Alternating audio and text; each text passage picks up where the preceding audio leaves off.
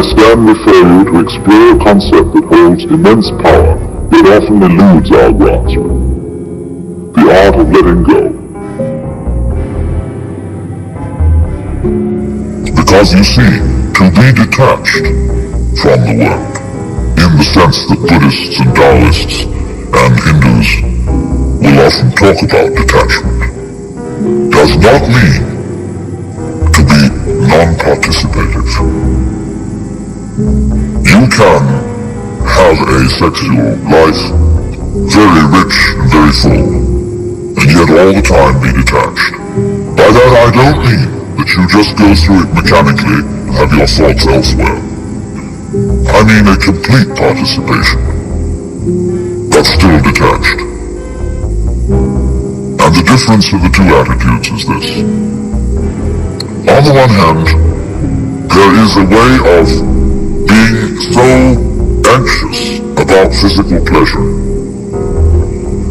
so afraid that you won't make it, that you grab it too hard, that you just have to have that thing.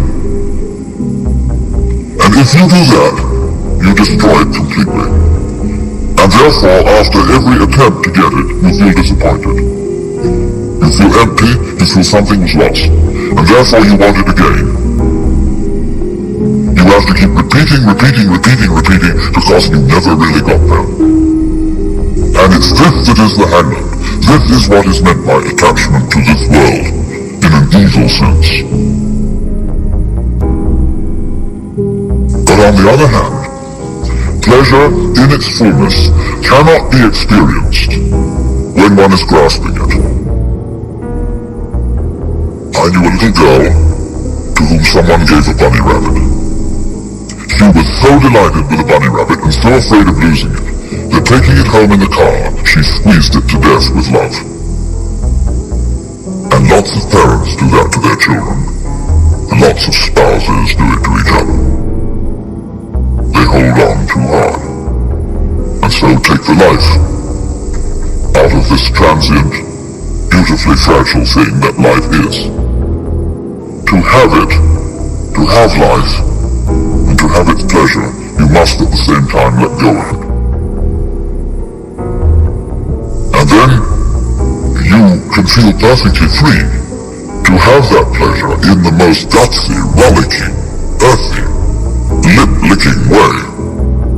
One's whole being taken over by a kind of undulative, convulsive ripple, which is like the very pulse of life itself. This can happen only if you let go.